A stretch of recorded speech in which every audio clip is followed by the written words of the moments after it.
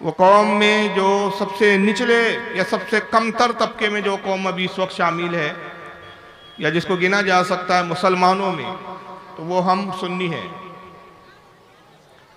जिनको बरेलवी कहा जाता है। हमारा तालीमी गिराव बहुत जीरो है, तालीम से तो दूर है ही, फहम और इदराक से भी, इन चीजों से भी हम बहुत दूर और नाबलद हैं।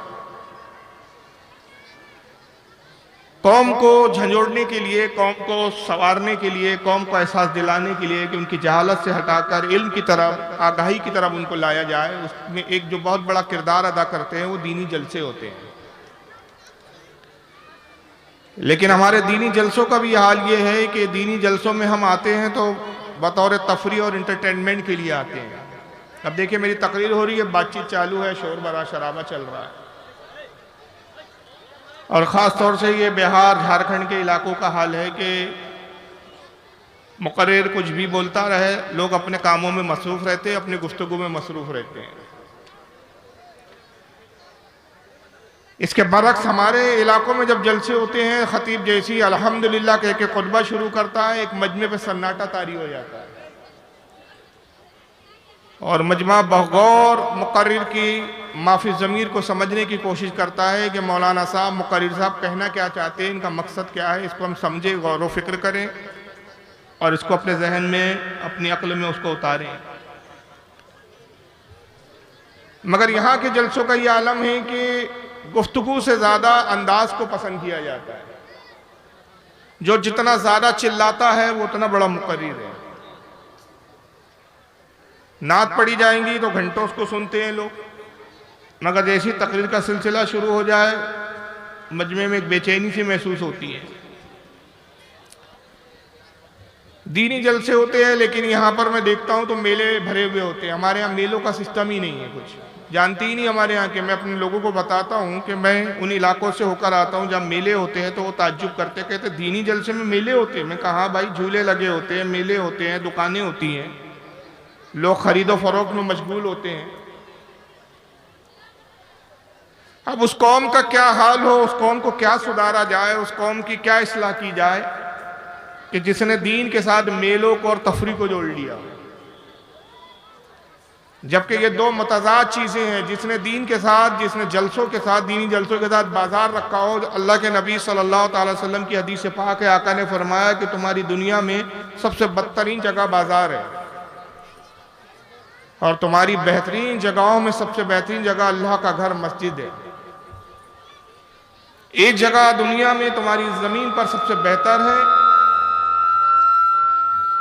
और ज़मीन पर एक जगह जो बदतरीन है वो बाजार है, जो बेहतर ज़मीन है, जो अच्छी जगह है वो मस्जिद है।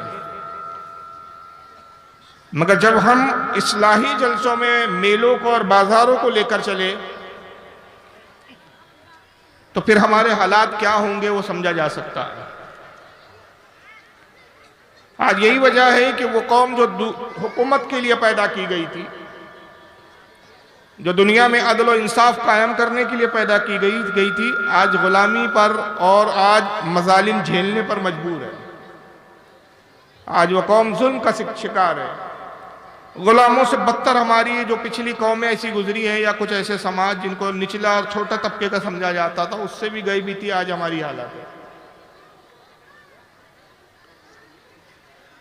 हिंदुस्तान में मुसलमानों की इस वक्त पोजीशन का यह हाल है कि ना सियासी प्लेटफॉर्म पर हमारी कोई क़यादत है, ना तालीमी एतबार से हमारा कोई अपना मेयार और कोई अपनी हैसियत है, ना माशियात और बिजनेस के एतबार से कोई हमारा अपना मेयार है। हम बस जिंदगी गुजार रहे हैं, मकसद हमें नहीं पता। गुनाहों में लुथड़ी भी हमारी जिंदगी है, जबकि हमारा मकाम यह था डॉक्टर इकबाल की जबान में कि सबक पढ़ सदाकत का, अदालत का, शुजाअत का। सबक पढ़ अदालत का, सदाकत का, शुजाअत का, काम लिया जाएगा तुझसे दुनिया की इमामत का।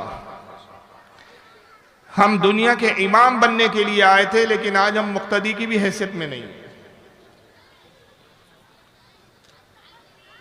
आज जो हम पर मसालिम हैं, जो हमारी हालत बद से बदतर है, इसके जिम्मेदार हम खुद हैं, दूसरे नहीं हैं। क्योंकि ये कुरान अजीम का वादा है, रब तबारक व तआला का फरमान है। अल्लाह ताला कुरान अजीम में फरमाता है कि अल्लाह भी उस कौम की हालत नहीं बदलता। इन्नल्लाह ला युगय्यिरु मा बिकौमिन, अल्लाह उस कौम का हाल नहीं बदलता हत्ता युगय्यिरु मा अनफुसिहिम, जो खुद अपनी हालत को बदलना ना चाहे। जो कौम अपने आप को खुद बदलना नहीं चाहती, अल्लाह ताला भी उस कौम की हालत नहीं बदलता, बल्कि वो कौम दिन ब दिन जो अपने हालात को सुधारने से गाफिल और बेपरवाह होती है, वो दिन ब दिन जुल्म सितम का भी शिकार होती है और जहालत के गहराई में दिन ब दिन गिरते जाती है। आज मुझे बताने की जरूरत नहीं है, क्योंकि अब तो पोजीशन ये आ गई है कि एक वक्त ये था कि जो कुछ गुजर रहा है हमारे साथ वो एक अलहदा बात है, लेकिन कम से कम हिंदुस्तान की ज़मीन पर इतनी तो इजाज़त थी कि हम अपना हालात का बयां कर सकते थे, अपनी आहो फिगा का इजहार कर सकते थे, अपने दर्द और कर्ब का इजहार अपनी कौम के सामने कर सकते थे। अब उस पर भी पाबंदियां लगाई जा रही है। अब अगर कोई अपनी कौम की इस्लाह के लिए कुछ कहता भी है तो उस पर भी केसेस हो जाते हैं। और जो हालात चल रहे हैं आप जानते हैं, मैं खुलकर नहीं बोल रहा हूं। इसकी वजह यह है कि आज हम गुनाहों में लुथड़े हुए हैं। हमने अपने नबी के फरामीन को पश्चे पुष्ट डाल दिया है, पीठ पीछे डाल दिया। उसकी सबसे बड़ी वजह यह है कि हम गुनाह को गुनाह ही नहीं समझते। आज हमारे नजदीक छोटे गुनाह तो कोई हैसियत ही नहीं रखते, बल्कि बड़े बड़े गुनाह हम करके गुजर जाते हैं और एक लम्हा हमें एहसास भी नहीं होता। हालांकि कुरान अजीम में अल्लाह ताला हमसे मुतालबा कर रहा है कि तुम मोमिन हो, अपनी हालत तुम्हें बदलना चाहिए, इसलिए कि तुम अपनी हालत इसलिए बदलो कि तुम दूसरों के हालात बदलने के लिए भेजे गए हो। कुरान अजीम में रब तबारक व तआला हमारी शान और अज़मत ये बयान करता है कि इरशाद रब्बानी होता है, कुंतुम खैरा उम्मतिन उखरिजत तामुरूना बिल मारूफ व तनहौना अनिल मुनकर, उखरिजत लिन्नास तामुरूना बिल मारूफ व तनहौना अनिल मुनकर। रब फरमाता है कि ऐ लोगो, यानी उम्मत मोहम्मद से खिताब है, तुम बेहतरीन उम्मत लोगों के लिए, लोगों के वास्ते जाहिर किए गए हो, जिनका काम यह है कि अच्छाई का हुक्म देते हो और बुराई से लोगों को रोकते हो। मगर आज हम खुद बुराइयों में मुब्तला है तो दूसरों को क्या रोकें। आज हालात ये है कि हमें खुद अपने नफ्स को, अपने आप को नसीहत करने की जरूरत है। अगर आज हम अपने हालात को संवारना और सुधारना चाहते हैं तो सबसे पहला जो काम है वो ये है कि हम अल्लाह की बारगाह में गिड़गिड़ा कर, अल्लाह की बारगाह में आजीजी और इंकिसारी का इजहार करते हुए तौबा करें। और तौबा कैसी होनी चाहिए? खुतबे में मैंने जो आयत करीमा तिलावत की उसी को मैंने आज अपना मौजू बनाया है। पारा नंबर 28 से सूरह तहरीम में और आयत नंबर 8 है। रब इरशाद फरमाता है, ईमान वालों से खिताब है, या अय्युहल्लज़ीना आमनू तूबू इलल्लाह, ईमान वालों अल्लाह की तरफ तौबा करो। ईमान वालों अल्लाह की बारगाह में रुजू करो, तौबा करो। फिर तौबा की तारीफ बयान कर रहा है रब तबारक व तआला कि तौबा तुम्हें कैसी करना है। एक तौबा होती है जो रस्मी होती है, रस्मी तौर पर आदमी कह देता है अल्लाह गुनाह हो गया माफ कर दे, लेकिन फिर उसी गुनाह को करता है, गुनाह छोड़ता नहीं है, लेकिन रोजाना बस कहता रहता है रस्मी तौर पे अल्लाह गुनाह हो गया माफ कर दे। झूठ बोलता है कहता है अल्लाह झूठ बोला माफ कर दे। जीना करता है कहता है अल्लाह जीना हो गया माफ कर दे।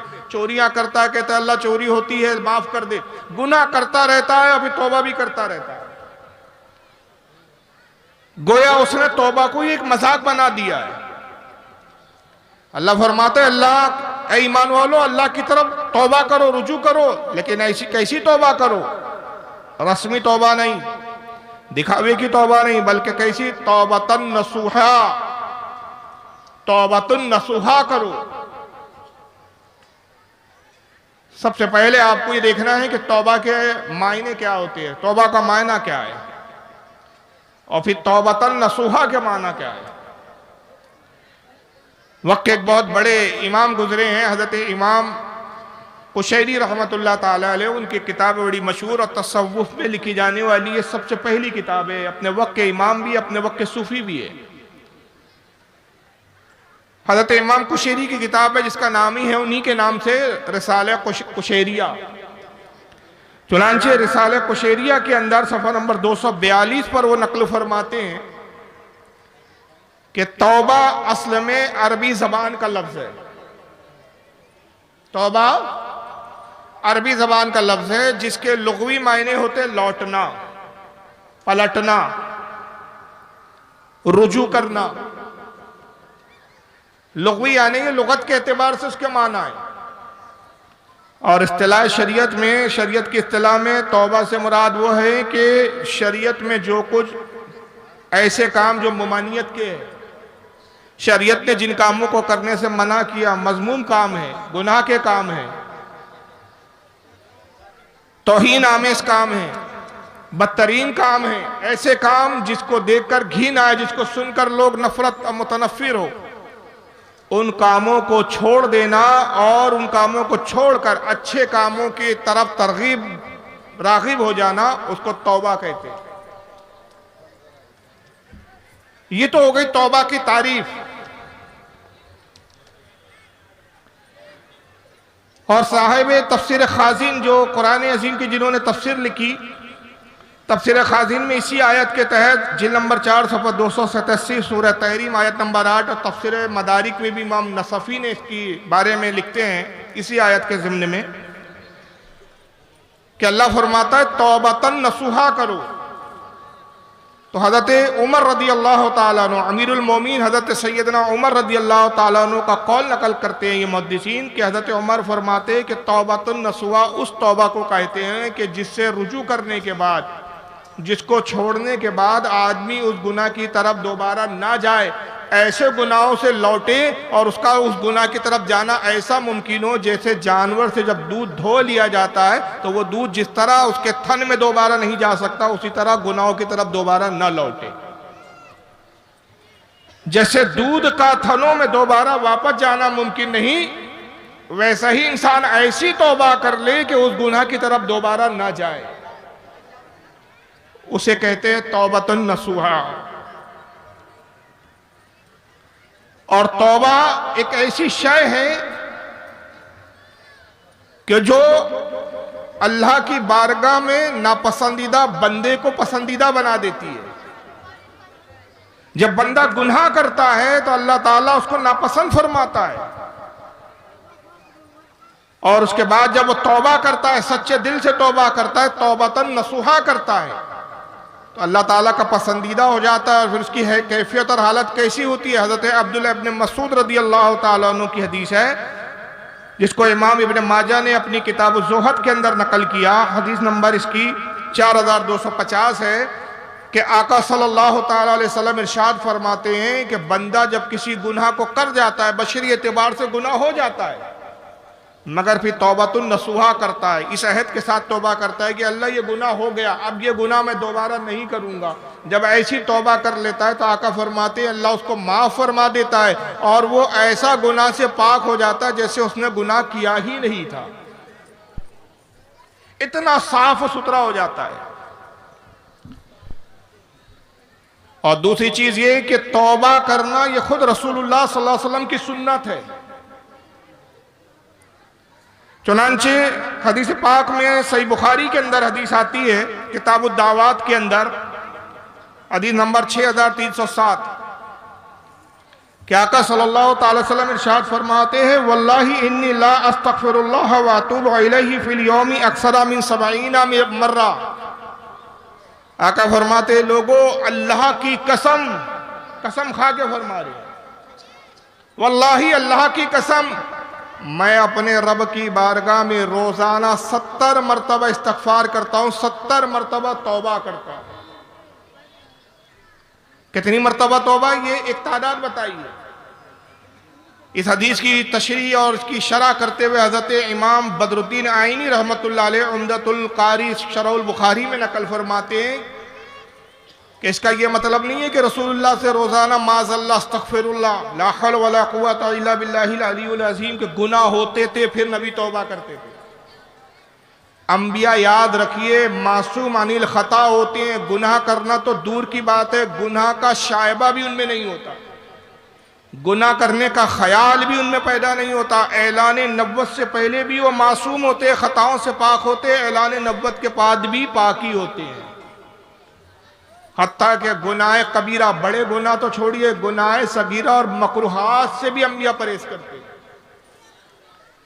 हज़रत इमाम बदरुद्दीन आइनी रहमतुल्लाह अलैह फरमाते इस हदीस की शरह करते हुए कि अल्लाह के नबी 70 मरतबा अल्लाह की बारगाह में इसलिए तौबा करते थे ताकि हम उम्मतियों के लिए सुन्नत बन जाए और ये नमूना बन जाए। इसमें तौबा के साथ हमारे गुनाह भी मिटा दिए जाए और चूंकि नबी ने तौबा की तो सुन्नत का हमको सवाब भी दे दिया जाए। हम गुनाहगारों की खातिर आका ने तौबा की अल्लाह की बारगाह में, वरना ये नहीं कि नबी पाक सल्लल्लाहु अलैहि वसल्लम माज़अल्लाह गुनाहों में लुथड़े हुए थे या गुनाह करते थे, ये तस्वुर करना भी जायज़ नहीं है। उम्मत की तालीम के लिए आपने तौबा की और एक बार नहीं, आप फरमाते रोजाना का ये मेरा मामूल है, रोजाना मैं अल्लाह की बारगाह में 70 मरतबा अल्लाह की बारगाह में तौबा करता। तो नबी पाक सल्लल्लाहु अलैहि वसल्लम ने इसको अपना अमल भी बना लिया। और तौबा करना अल्लाह को कितना पसंद है। एक हदीस कुदसी में आता है, आका फरमाते हैं कि रब तबारक व तआला इरशाद फरमाता, मेरा परवरदिगार मुझसे इरशाद फरमाता है कि मुझे वो बंदा बड़ा पसंद है कि अगर नादानिश्ता तौर पर उससे गुनाह हो जाए, गुनाह कर गया, इंसान है, बशर है, कमजोरियां हैं, उसमें कमियां हैं, और फिर मेरी बारगाह में वो तौबा कर लेता, अल्लाह फरमाता है मेरा बड़ा पसंदीदा वो बंदा है। और अगर आए लोगों तुम तौबा करना छोड़ दो, मेरी बारगाह में तुम रुजू करना छोड़ दो, तो मैं कादिर हूं कि तुम्हें फना कर दूं, खत्म कर दूं, हलाक कर दूं, और एक ऐसी कौम ले आऊं कि जो गुनाह करने के बाद मेरी बारगाह में झुक जाए और तौबा करे। इससे पता चला कि तौबा अल्लाह को बड़ी पसंद है। जब इब्लीस मरदूद करार दिया गया, आप सब जानते हैं कि इब्लीस मरदूद क्यों हुआ। फरिश्तों का सरदार था, इज़ाज़ील नाम था, फरिश्तों को आदाब इलाही सिखाता था, फरिश्तों को इबादत के रुमूज और तरीके बताता था, मगर अल्लाह की नाफरमानी की। हज़रत आदम को सजदे का हुक्म दिया अल्लाह ने, उसने सजदा नहीं किया, नाफरमानी की, उसकी बुनियाद पर काफिर करार दिया गया, मरदूद हो गया, इब्लीस और शैतान हो गया। अल्लाह ने फरमाया खुरुज, निकल यहां से, अब तुझ पर कयामत तक लानत है, अब तू मेरी बारगाह का धुतकारा हुआ है। तो उस बदबख्त ने तौबा नहीं की, अड़ गया और अपने उस जाहलाना काम की तावीलें करने लगा। कहा कि मैं इसलिए नहीं झुका आदम के सामने, मैं आग से पैदा किया गया हूं, आदम मिट्टी से बनाए गए हैं, आग बेहतर है, आग की फितरत बुलंदी की तरफ उठना है, मिट्टी की फितरत पस्ती की तरफ चाहना है। चूंकि मैं आदम से बेहतर हूं, तखलीक में आदम से पहले हूं, फरिश्तों का सरदार हूं, तखलीक भी अच्छी शय से मेरी हुई है, लिहाजा मैं अपने सामने कमजोर और नाकिस को कैसे सजदा करूं। ये बेजा तावीले की, उसने ये ना देखा कि ये अल्लाह का हुक्म है। तौबा नहीं की, अपने गुनाह पर अड़ गया, अल्लाह ने मरदूद इब्लीस शैतान करार दिया, खबीस करार दिया, कहा मेरी बारगाह से निकल जा। जब जाने लगा तो अल्लाह की बारगाह में नऊज़ुबिल्लाह मिन ज़ालिक जुरत करके कहता है कि ऐ परवरदिगार, मैं तुझसे वादा करता हूं कि जब आदम को तू जमीन पर भेजेगा, क्योंकि तूने पहले ही फरमाया कि आदम को जमीन पर मैं खलीफा बनाऊंगा, इन्नी जाइलुन फिल अर्द खलीफा, आदम की औलादें भी होंगी जमीन पर, तो मैं औलादे आदम को गुमराह करूंगा, बहकाऊंगा, उनको तेरे रास्ते से हटा दूंगा और मैं उनकी ताक में लगा रहूंगा। हर औलादे आदम को मैं उस वक्त तक, जब तक बहका ना लूं, चैन से नहीं बैठने वाला। मैं वादा करता हूं तुझसे। अल्लाह ने फरमाया मरदूद, मैं भी वादा करता हूं, मुझे अपनी इज्जत और जलाल की कसम, अपनी शान और अजमत की कसम, मैं आदम की औलाद को उस वक्त तक बख्शता रहूंगा जब तक वो तौबा करते रहेंगे, हत्ता कि आखिरी सांस उनके हलक में होंगी। जब भी वो तौबा करेंगे मैं उनकी तौबा को कबूल कर लूंगा। अगर तू गुमराह करने पर कमर बस्ता है तो मैं भी मगफरत करने पर तैयार हूं, और मैं बंदे को हर हाल में बख्शने वाला हूं, बशर्ते कि बंदा आजीजी और इनकिसारी के साथ मेरी बारगाह में झुक जाए। बंदा जब आजीजी और इनकिसारी के साथ अल्लाह की बारगाह में झुक जाता है, उसका ये झुकना ही अल्लाह को पसंद आता है। चुनांचे हिकायत में आता है, और इसको बहुत सारे उलमा और मुहद्दिसीन ने लिखा है। इमाम अब्दुर्रहमान अस्सफूरी अश-शाफ़ई ने नुज़्रतुल मजालिस में इसको नकल किया, और भी मुतअद्दिद उलमा ने नकल किया है कि कौम बनी इसराइल में बारिश रोक दी गई। याद रखिए, जब गुनाह बढ़ते हैं तो नेमतें रोक दी जाती है, कौम को आजमाइश में मुब्तला कर दिया जाता है। आज हमारी आजमाइश का सबब हमारे गुनाह है।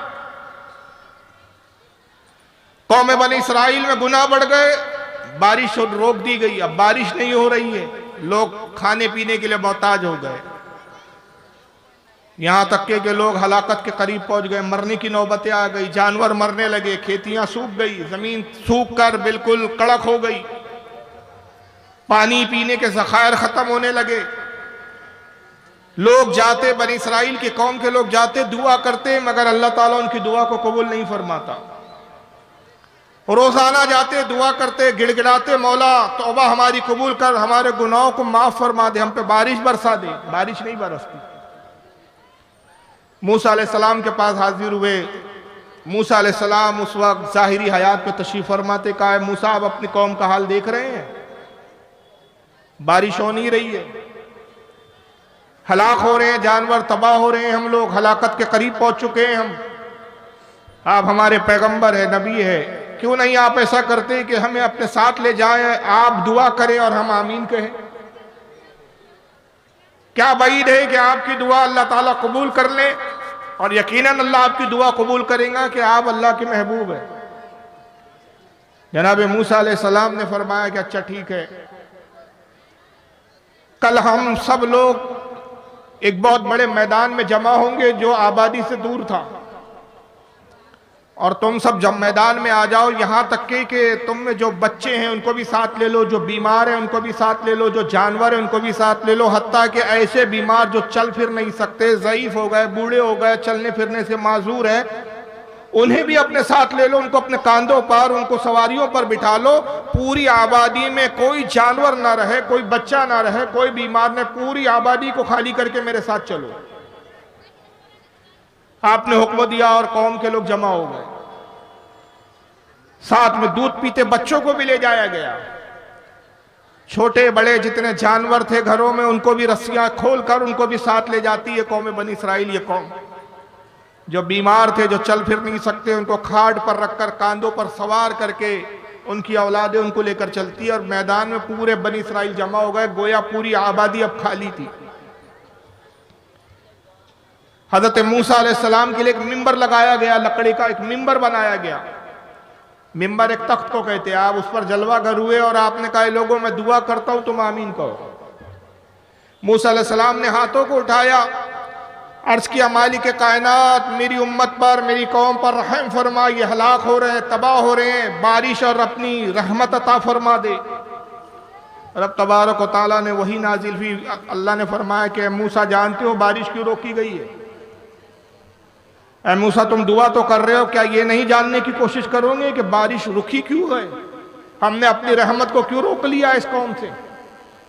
परवरदिगार मुझे बता ताकि मैं अपनी कौम की इस्लाह करूं, किस सबब से बारिश रोकी गई? अल्लाह ने फरमाया इस पूरी कौम में एक ऐसा गुनाहगार है, एक ऐसा बदकार है कि ऐसा कोई गुनाह नहीं है जिसने ना वो गुनाह वो उसने ना किया हो। जितने गुनाह होते हैं दुनिया में, जितने गुनाह जाने जाते हैं, हर कोई गुनाह वो कर गुजरा है और मुसलसल गुनाह करता है, अपने गुनाहों से रुजू नहीं करता, तौबा नहीं करता, माफी नहीं, उसे पछतावा नहीं। मैं उस एक बंदे से बहुत नाराज हूं, इसलिए उस एक बंदे की वजह से मैंने पूरी कौम से बारिश को रोक दिया। इससे यह भी पता चला कि अगर माशरे में और कौम में एक भी बदकार हो तो बाज़ औकात एक बदकार की वजह से सारे कौम को, सारे लोगों को तकलीफ होती है। एक मशहूर मुहावरा है ना, आपने सुना होगा कि एक तालाब की गंदी मछली सारे तालाब को खराब कर देती है, सड़ा देती है। हम क्या सोचते हैं भाई, अगर मैं एक अकेला गुनाह कर रहा हूं तो क्या फर्क पड़ता है। हमारे माशरे में, हमारे समाज में बहुत सारे नेक लोग भी तो हैं, बहुत सारे लोग नमाज भी तो पढ़ते हैं। अगर मैं नमाज नहीं पढ़ता तो क्या फर्क पड़ता है।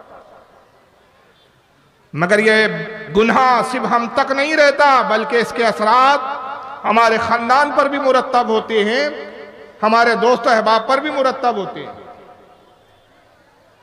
माशरे पर भी मुरत्तब होते हैं। बाज़ औक़ात पूरे पूरे शहर पर एक के गुनाह मुरत्तब होते हैं। अल्लाह ने फरमाया, मूसा वो एक ऐसा शख्स है तुम्हारी कौम में, ऐसा कोई गुनाह नहीं है कि जो उसने ना किया हो। मैं उससे इतना नाराज हूं कि उसकी वजह से मैंने बारिश रोकी है। मूसा अगर तू चाहता है कि तेरी कौम को बारिश दी जाए, अपनी कौम से, अपनी समाज से, अपने माशरे से उसका बाइकाट करो, उसको निकाल कर बाहर करो। जब तक वो तुम्हारी कौम में से उठकर निकलकर बाहर नहीं चला जाएगा, उस वक्त तक मैं बारिश नहीं बरसाऊंगा। मूसा अलैहिस्सलाम को बड़ा जलाल आया, इतना बदतरीन शख्स, एक ऐसा शख्स मेरी कौम में कि जिसके सबब से पूरी उम्मत, पूरी कौम परेशान है मेरी। बड़े जलाल के आलम में आपने फरमाया कि लोगों, तुम में से एक शख्स ऐसा मौजूद है इस वक्त इस पूरे मजमे में कि जिसने सारे गुनाह किए, ऐसा कोई गुनाह नहीं जो उसने ना किया हो। अल्लाह फरमाता है कि उसी की वजह से ये बारिश को रोका गया है, ये रहमत को रोका गया है। जब तक वो हमारी माशरे से, हमारी कौम में से, हमारी उम्मत में से ना निकल जाए, तब तक बारिश नहीं होगी। इससे पहले कि अल्लाह उसका नाम बताए और मैं उसको जलील और रुस्वा करके निकालूं, वो खुद इस मजमे में से उठे और हमारे दरमियान में से उठकर चला जाए। जब हजरत मूसा ने बड़े जलाल के साथ ये ऐलान किया, तो वो जो गुनाहगार शख्स था, वो जानता था कि मैं क्या गुनाह करता हूं। उसको अपने गुनाह से आगाही थी, अपने गुनाहों से खूब वाकिफ था। उसने अपने सर पे चादर डाली, चादर के नीचे अपने सर को छुपाया और निदामत में रोते हुए अर्ज करता है, खालिक कायनात, आज ये नौबत आ गई कि इस पूरी कौम में मुझे ऐसा रुस्वा किया जाएगा। वो गुनाह, मैंने बहुत से ऐसे गुनाह है जो छुप करके, जो मैं ही जानता हूँ, मगर आज तूने मेरे गुनाहों को मूसा पर जाहिर कर दिया और अपने नबी को बता दिया। और अगर वो नबी मेरे गुनाहों का इजहार करे तो मेरी कितनी रुसवाई होगी। ऐ खालिक कायनात, इससे पहले कि मैं रुसवा किया जाऊं, ऐ मालिक कायनात, इससे पहले कि मुझे जलील खार करके इस कौम से निकाला जाए, मैं तेरी बारगाह में तौबा करता हूं। और फिर एक जुमला कहा, अल्लाह के नबी फरमाते कि जुमला ऐसा था कि अल्लाह को बड़ा पसंद आ गया। उसने अर्ज किया, मालिक कायनात, मेरे गुनाहों को ना देख, अपनी रहमत को देख। ऐ खालिक कायनात, क्या मेरे गुनाह इतने बढ़ गए कि तेरी रहमत उसके मुकाबले में कम पड़ गई? क्या तेरी रहमत से मेरे गुनाह ज्यादा हो गए? बस जैसी ही जुमला कहा, अल्लाह की रहमत को जोश आया और अचानक बादल छाए और बारिश शुरू हो गई। पूरी कौम बारिश में भीगने लगी। मूसा अलैहिस्सलाम बड़े हैरान हुए कि वो गुनाहगार शख्स तो कोई था ही नहीं, उठा ही नहीं कोई, कि बारिश कैसे हुई। अभी तो रब ने फरमाया कि जब तक उसे निकाला नहीं जाएगा, हटाया नहीं जाएगा, बारिश नहीं होने वाली। हजरत मूसा ने अर्ज किया, परवरदिगार आलम, तू तो इरशाद फरमा रहा था कि मेरी उम्मत में, मेरी कौम में कैसा गुनाहगार है कि हर कोई गुनाह उसने किए हैं, जब तक उसको निकाला ना जाएगा बारिश तू अता नहीं फरमाएगा। लेकिन इस पूरी कौम में जितने कौम बैठी हुई है, जितने लोग बैठे, उसमें से तो कोई ऐसा शख्स उठा ही नहीं कि जो इस तरह का उठता और वो निकल जाता कि हम समझते कि वो गुनाहगार है। लेकिन इससे पहले कि कोई उठे तूने बारिश अता फरमा दी। ऐ परवरदिगार, ये कैसे बारिश अता कर दी गई? आखिर हुआ क्या? रब ने इरशाद फरमाया, मूसा, अभी अभी उस बंदे ने तौबा की और मैंने उसकी तौबा को कबूल फरमा लिया है। हजरत मूसा अर्ज करते, परवरदिगार, उस बंदे का नाम और उसकी पहचान बता, ताकि उस तायब को, उस तौबा करदा शख्स को जो तेरी बारगाह में तौबा करके मकबूल और पसंदीदा हो चुका है, मैं उसको देखूं और उसकी जियारत करूं। अल्लाह ने इरशाद फरमाया, ऐ मूसा, जब वो गुनाहगार था तब मैंने उसको छुपाया, अब तो वो तायब वाला हो गया है, मेरा पसंदीदा हो गया है, तौबा तब नसूहा कर चुका है। अब क्या उसका नाम और पहचान जाहिर करके उसको अब रुसवा कर दूं? जब गुनाहगार था तब तो मैंने उसके गुनाहों को छुपाया, अब तो वो तायब हो चुका है, तौबा कर चुका है, अब क्यों मैसेज जाहिर करूं ताकि लोग जाने कि ये गुनाहगार वही था। तो अल्लाह ताला तौबा कबूल करता है, बशर्ते कि बंदा सच्चे दिल से तौबा करे। एक हदीस पाक में आता है कि आका सल्लल्लाहु अलैहि वसल्लम इरशाद फरमाते हैं कि एक बंदे को कयामत के दिन लाया जाएगा, वो बंदा कांप रहा होगा, उसका बदन पर कपकपी तारी होगी, बदन थरथरा रहा होगा, रब के सामने लाया जाएगा क्योंकि वो बंदा बड़ा गुनाहगार होगा। रब फरमाएंगा अब क्यों कांप रहा है, अब क्यों डर रहा है? जब दुनिया में डरने का वक्त था तू तब डरा नहीं, जब दुनिया में मुझसे खौफ खाने का तेरा वक्त था तूने मुझसे खौफ नहीं किया। ऐ बंदे अब क्यों कांप रहा है, अब क्यों डर रहा है? वो बंदा अर्ज करेगा खालिक कायनात मैंने गुनाह किए, माना कि मुझसे गुनाह हुए लेकिन रब्बे